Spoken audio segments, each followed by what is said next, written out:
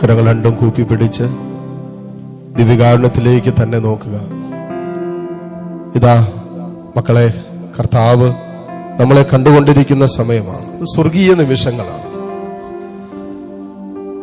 സ്വർഗം ഭൂമിയിലേക്ക് ഇറങ്ങി നിൽക്കുന്ന നിമിഷങ്ങളല്ലേ ഇത്? ഇതാ സ്വർഗം വിട്ട് ഭൂമിയിലേക്ക് ഇറങ്ങി വന്ന കർത്താവ് എന്തിനാ? നമ്മെ സ്വർഗത്തോളം ഉയർത്താൻ. ഇത് സ്വർഗീയ സാന്നിധ്യം കൊണ്ട് നമ്മളെയും നമ്മുടെ കുടുംബങ്ങളെയും ആശീർവദിക്കുന്ന, വിശുദ്ധീകരിക്കുന്ന നിമിഷങ്ങളാണ്. വലിയ ദാഹത്തോടെ പ്രാർത്ഥിക്കാം, ഒത്തിരി സ്നേഹത്തോടെ ഈശോയെ വിളിക്കാം. ജീവിതത്തിന്റെ പലവിധ അസ്വസ്ഥതകളുടെ നടുവിലിരുന്ന് പ്രാർത്ഥിക്കുന്ന മക്കൾ ഇതിനകത്തുണ്ടാകാം. നാളെയെക്കുറിച്ച് അമിതമായി ആകുലപ്പെടുന്നവർ ഇതിനകത്തുണ്ടാകാം. ദൈവമേ എന്നൊന്ന് ഹൃദയം തുറന്ന് വിളിക്കാൻ പോലും പറ്റാത്ത രീതിയിൽ ഹൃദയത്തിൽ അസ്വസ്ഥതകൾ തിങ്ങി നിറഞ്ഞിരിക്കുന്ന അനുഭവത്തിലൂടെ കടന്നു പോകുന്നവർ ഇതിനകത്തുണ്ടാകാം. കർത്താവേ, നിന്റെ മക്കളാണല്ലോ ഇവര്. നിന്റെ സ്നേഹം യാചിച്ചുകൊണ്ടാണല്ലോ ഈ നിമിഷം നിന്റെ മുമ്പിലായിരിക്കുന്നത്. നിന്റെ കാരുണ്യത്തിന് അർഹരായ മക്കളാണല്ലോ ഈ ദിവ്യകാരുണ്യത്തിന്റെ മുമ്പിൽ ഇപ്പോൾ ആയിരിക്കുന്നത്. ഈശോയെ, ഈ മക്കൾ ഓരോരുത്തരെയും തൊടണമേ, സ്പർശിക്കണമേ എന്ന് ഈ നിമിഷം പ്രാർത്ഥിക്കുന്നു. നമുക്കെല്ലാം ഒരുമിച്ച് ഈ നിമിഷം പ്രാർത്ഥിക്കാം. കർത്താവിന്റെ സ്നേഹം നമ്മളിലേക്ക് ഒഴുകി ഇറങ്ങട്ടെ. നമ്മുടെ മനസ്സിന്റെ ഭാരം എല്ലാം ഇറക്കി വെക്കേണ്ട സമയമാണത്. എന്തെല്ലാം കാര്യങ്ങളെ നമ്മളെ അലട്ടുന്നുണ്ടോ അതെല്ലാം കർത്താവിന്റെ സന്നിധിയിലേക്ക് ഇറക്കി വെക്കാം. ഇത് സുന്ദരമായ നിമിഷമാണ്. കാരണം ഇത് സ്വർഗീയ നിമിഷമാണ്. ഇത് ദൈവിക സ്നേഹം നമ്മളിലേക്ക് ഒഴുകിയിറങ്ങുന്ന നിമിഷമാണ്.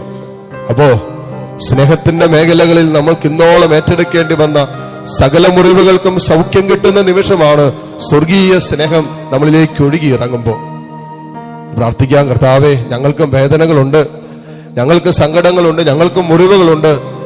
നിന്റെ സ്നേഹത്താൽ ഞങ്ങളെ സുഖപ്പെടുത്തണമേ, നിന്റെ കാരുണ്യത്താൽ ഞങ്ങളെ വീണ്ടെടുക്കണമേ എന്ന് എല്ലാ മക്കളും ഈ നിമിഷം പ്രാർത്ഥിച്ചുകൊണ്ടിരിക്കട്ടെ. ഇത് ആശ്വാസദായകനായ കർത്താവ് നമ്മുടെ ചാരെ, നിന്നെ ആശ്വസിപ്പിക്കാൻ, നിന്നെ സ്വന്തമാക്കാൻ, നിന്നെ ചേർത്ത് പിടിക്കാൻ, നിന്റെ സകല വേദനകളോടും നൊമ്പരങ്ങളോടും ചേർന്ന് നിന്നെ മാറോട് ചേർക്കാൻ ഇതാ ഈ ദിവ്യകാരുണ്യത്തിൽ എഴുന്നള്ളിയിരിക്കുന്ന ഈശോ. ഏതാനും നിമിഷം കരങ്ങളെ മാറോട് ചേർത്ത് ദിവ്യകാരുണ്യ ഈശോയുടെ ആശീർവാദം സ്വീകരിക്കുന്നതിന് മുമ്പായി തമ്പുരാനെ, എന്നെ അനുഗ്രഹിക്കാൻ പറ. ഈശോയെ, നീ മാത്രമാണ് എന്റെ ആശ്രയമെന്നുള്ള കൊണ്ട് പറഞ്ഞേ. ഈശോയെ, നിന്നിൽ മാത്രമാണ് എന്റെ പ്രത്യാശയെന്ന് പറഞ്ഞേ. എനിക്ക് നീ മാത്രമേ ഉള്ളൂ എന്ന് പറഞ്ഞേ.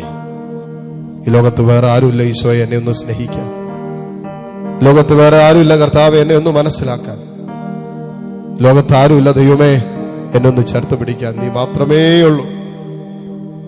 ആ കർത്താവിന്റെ സ്നേഹവലയത്തിൽ നിങ്ങളെ സമർപ്പിച്ചുകൊണ്ട് പ്രാർത്ഥിക്കുക.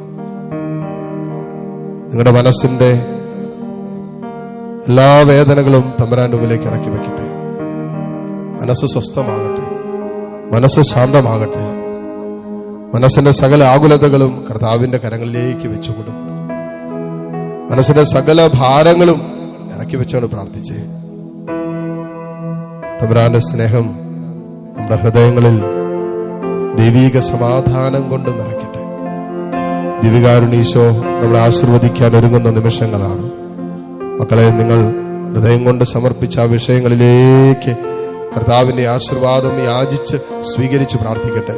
താഴ്ന്ന സ്വരത്തിൽ സ്തുതിച്ചുകൊണ്ട് ദിവ്യകാരുണ്യ ആശീർവാദം നമുക്കിപ്പോൾ സ്വീകരിക്കാം. പരിശുദ്ധ പരമമാ ദിവ്യകാരുണ്യമേ,